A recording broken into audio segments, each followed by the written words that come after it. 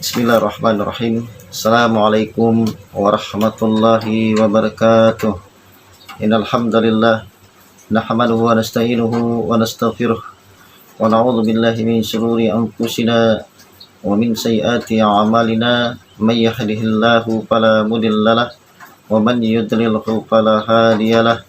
Wa asyhadu an la ilaha illallah wahdahu la syarikalah. Asyhadu anna Muhammadan abduhu wa rasuluhu wa habibuhu wa khaliluh. Salawatu rabbi wa salamuhu alaihi wa ala alihi wa ashabi wa man tabi'ahum bi ihsanin ila yaumiddin, amma ba'd. Mari kita bersyukur kepada Allah tabaraka wa ta'ala atas segala limpahan rahmat dan nikmat-Nya kepada kita, atas segala curahan kasih sayang Allah tabaraka wa ta'ala yang luar biasa banyaknya yang Allah berikan kepada kita setiap harinya. Ketahuilah saudaraku bahwa rahmat dan nikmat Allah itu Allah curahkan kepada kita, kepada dirimu setiap harinya adalah rahmat dan nikmat yang tiada tara, rahmat dan nikmat yang tiada terhingga, sehingga Allah pastikan manakala ada orang yang akan mencoba untuk menghitung rahmat dan nikmat Allah tabaraka wa ta'ala, pasti dia akan mampu untuk menghitungnya. Itu menunjukkan bahwa saking banyaknya nikmat yang Allah berikan kepada kita. Oleh karena itu, mari kita bersyukur kepada Allah tabaraka wa ta'ala atas nikmat-nikmat tersebut yang Allah berikan kepada kita setiap harinya. Oleh karena itu, mari kita bersyukur kepada Allah tabaraka wa ta'ala Rabbul Izzati wal Jalalah. Dan kalau kita pandai bersyukur, Allah berjanji untuk menambahkan nikmat-nikmat tersebut. Namun kalau kita tidak pernah bersyukur, artinya kita kufur nikmat. Adab Allah sangatlah dahsyat.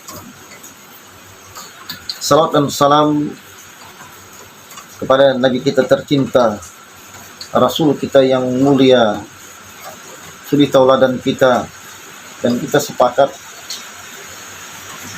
bahwa secara lisan bahwa Rasulullah sallallahu alaihi wasallam suri tauladan bagi kita.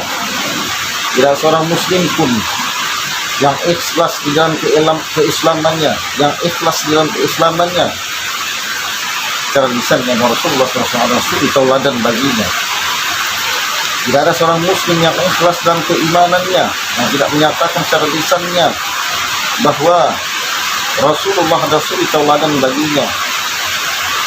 Suri tauladannya adalah Nabi Muhammad sallallahu alaihi wasallam.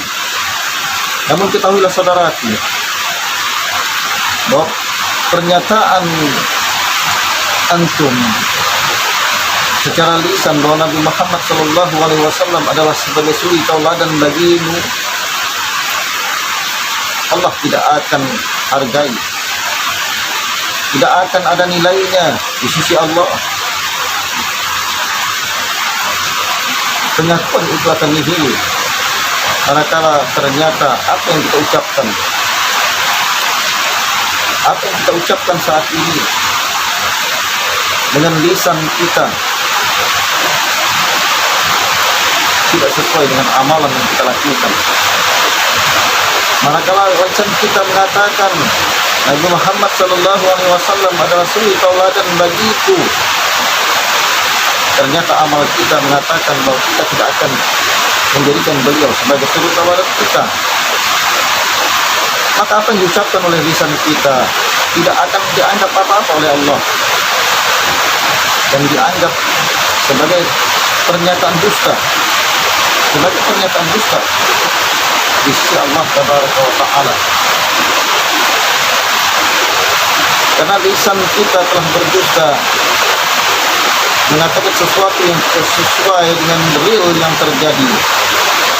Oleh karena itu, marilah kita berusaha untuk menjadikan Rasulullah sallallahu alaihi wasallam sebagai suri tauladan di dalam kehidupan kita, dalam amal kita, dalam perbuatan kita, dalam sifat kita, dalam tindak tanduk kita, dalam kehidupan kita di permukaan bumi ini. benar-benarlah jadikan beliau sebagai suri tauladan bagi kita. Dengan cara apa? Wama ataakumur rasul wa quswa manahakum anhu fantahu. Apa yang Rasulullah SAW perintahkan kepada kalian, ambil, terima dan amalkan. Dan apa yang Rasulullah SAW melarang kalian untuk mengerjakannya, maka berhentilah, jauhi dan tinggalkan. Hanya dengan cara itu pengakuan kita bahwa kita menjadikan beliau sebagai suri tauladan di lisan kita akan diterima oleh Allah Subhanahu wa ta'ala. Berarti apa yang kita ucapkan dengan lisan kita benar-benar terbukti di dalam amal kita sehari-hari. Jadi dia kata-kata yang jujur, dan ini dia manusia-manusia yang jujur. Apa yang diucapkan oleh lisannya seperti itu pula yang diamalkannya. Ma'asyiral muslimin, ma'asyiral muslimat, saudara-saudariku rahimani wa rahimakumullah. Sangat teramat banyak umat Islam di zaman kita sekarang ini yang sudah terjerumus ke dalam apa yang tadi Anda katakan, mengatakan secara lisannya bahwa Nabi Muhammad SAW sebagai suri tauladan baginya, menyatakan Rasul kita tercinta Muhammad SAW sebagai suri tauladan baginya, menyatakan secara lisannya bahwa tuntunan adalah tuntunan dirinya adalah Rasulullah SAW, menyatakan bahwa Rasulullah SAW pembimbing dalam hidupnya, pedoman yang dia pedomani, akan tetapi itu hanya tinggal di lisannya saja. Apa yang dikerjakan hariannya, apa yang dia lakukan setiap harinya, semuanya bertentangan dengan apa yang dia katakan dengan lisannya tadi. Apa yang dilarang oleh Rasulullah SAW untuk tidak dikerjakan, justru itu yang menjadi sebuah kegiatan hariannya. Justru itu yang menjadikan sebuah kesukaannya. Justru itu yang kemudian menjadi sesuatu yang dia jadikan style hidupnya. Dan apa yang Rasulullah perintahkan, maka dia pilih-pilih. Kalau itu wajib, dia kerjakan. Namun dia kerjakan dengan hati yang lalai. Dia kerjakan dengan asal mengerjakan. Asal mengerjakan. Dengan keterpaksaan dirinya. Dia kerjakan hanya karena dasar wajib. Kalaulah bukan karena wajib, dia tidak ke sana. Dia kerjakan pun penuh dengan kekurangan demi kekurangan dan melaksanakan amal wajib itu. Adapun amal sunnah, maka dirinya dan orang-orang yang menyempurnakannya amal sunnah tersebut sangatlah teramat jauh. Portret yang Anda katakan tadi bukanlah potret satu atau dua orang hidup di permukaan bumi ini, di negeri yang kita cintai. Ini potret hidup banyak manusia yang setiap harinya melakukan maksiat dan maksiat dan maksiat. Mulai dari meninggalkan sholat, tidak berpuasa di bulan Ramadan, mulai dari berdusta setiap hari, mencurangi timbangan setiap hari, melihat hal-hal yang tidak dibolehkan Allah untuk dilihat, melihat hal-hal yang dilarang Rasul tercinta Muhammad SAW untuk dilihat, membicarakan perkara-perkara yang dilarang oleh Allah dan Rasulnya, lalai di dalam beragama, justru menganggap agama adalah sesuatu yang membebani hidupnya, dan dia merasa tidak bisa maju, justru melanggar aturan-aturan agama ini. Sehingga lisan mengatakan agama ini membuat saya tidak bisa menjadi orang-orang yang modern, membuat saya tidak bisa seperti orang-orang yang maju di dalam usaha dan berkarya. Potret ini sudah teramat banyak,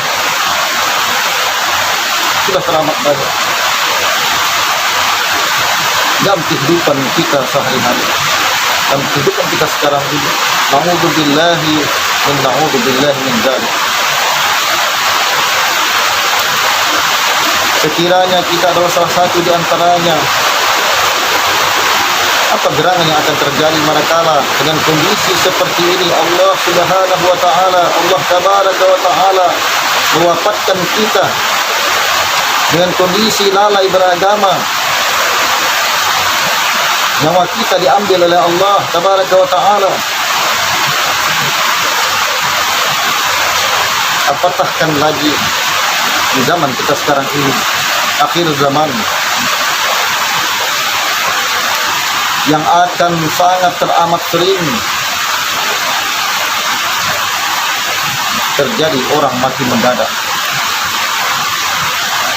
Dan bisa saja secara takdir kita salah seorang dari antaranya mati mendadak itu, sementara kita belum melakukan pembenahan diri, perbaikan diri. Kita tahu hari demi hari kita melanggar dan ada niat di dalam hati untuk melakukan perbaikan, namun syaitan berhasil menghalangi kita dari perbaikan itu dengan mengajak kita untuk menunda-nunda, nanti saya akan berubah.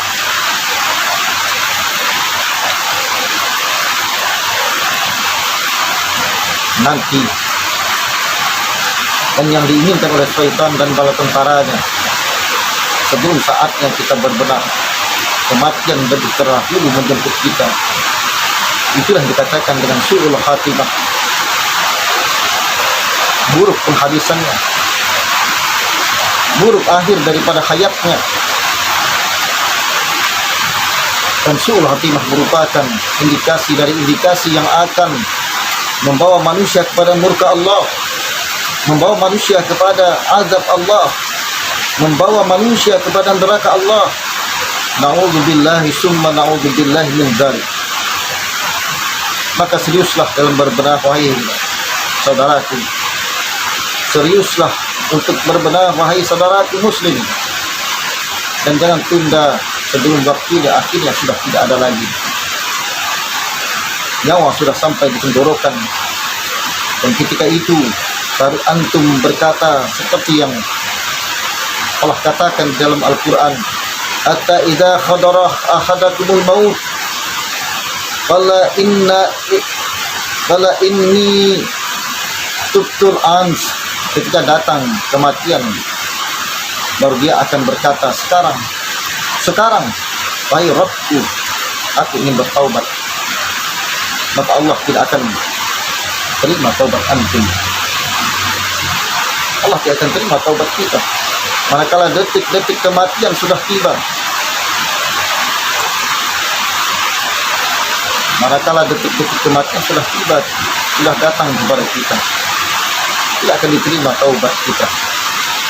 Rasulullah SAW bersabda, Innallaha yaqbalu taubatin abdin malam yugharir. Allah akan pasti menerima taubat seorang hamba manakala nyawa belum sampai tenggorokan. Ma'asyiral muslimin, saudaraku saudariku dimanapun berada, Allah tabaraka wa ta'ala berfirman dalam Al-Quran, dalam salah satu ayat dalam Al-Quran, wa tubu ilallah jami'an ayyuhal mu'minun la'allakum tuflihun.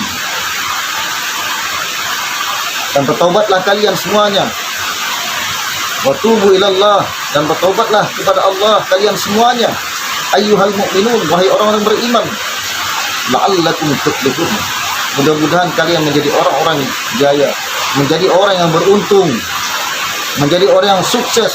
Dalam ayat ini para ulama ahli tafsir, para ulama ahli syariat menerangkan kepada kita kesuksesan yang hakiki manakala seorang hamba sebelum wafatnya diberikan oleh Allah tabaraka wa taala taubat, obatnya diterima oleh Allah tabaraka wa taala, taufik untuk bertaubat sebelum kematian datang menjemputnya.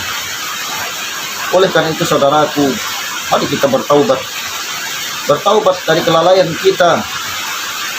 Wallahi, demi Allah, kita tahu kita lalai. Demi Allah, kita tahu kita masih melanggar syariat. Demi Allah, kita tahu bahwa ada larangan-larangan dalam agama Islam yang menjadi kebiasaan harian kita. Pertanyaannya, kapan akan kita tinggalkan? Kapan akan serius meninggalkan amalan-amalan itu? Kapan akan serius meninggalkan pekerjaan-pekerjaan itu? Hati-hati saudaraku, saudariku. Jebakan iblis mengatakan nanti, dan kemudian setelah kematian menjemput dan kita belum bisa bertaubat, iblis pun akhirnya tepuk tangan dan bahagia. Saudaraku, saudariku, kaum muslimin dan muslimat yang berbahagia, untuk itu marilah kita jangan menunda-nunda amal kita untuk memperbaiki amal kita, menjadikan Rasulullah Shallallahu Alaihi Wasallam sebagai suri tauladan dalam kehidupan kita. Seluruh apa yang Rasulullah kerjakan kita kerjakan, apa yang Rasulullah larang kita tinggalkan. Jangan sampai kita menunda-nunda untuk memperbaiki amal kita. Baik amal keseharian kita, tadi sudah anak katakan, yang melanggar aturan-aturan yang telah Rasulullah ajarkan kepada kita. Sedangkan kita mengatakan diri kita adalah menjadikan Rasul tercinta kita Muhammad sallallahu alaihi wasallam sebagai suri tauladan bagi kita dalam segala hal, dalam segala bidang kehidupan kita. Namun seluruhnya bertentangan dengan apa yang Rasulullah katakan. Untuk itu saudaraku, saudariku, kaum muslimin dan muslimat, mari kita membenahi diri kita sebelum ajal menjemput kita, dan mudah-mudahan kita senantiasa akhir dan terkait kehidupan kita dalam keadaan husnul khatimah. Inilah harapan kita semua. Amin amin ya rabbal alamin. Mungkin yang dapat saya sampaikan pada akhir yang berbahagia ini. Subhanakallah wa bihamdika asyhadu an la ilaha illa anta astaghfiruka wa atubu ilaik. Assalamualaikum warahmatullahi wabarakatuh.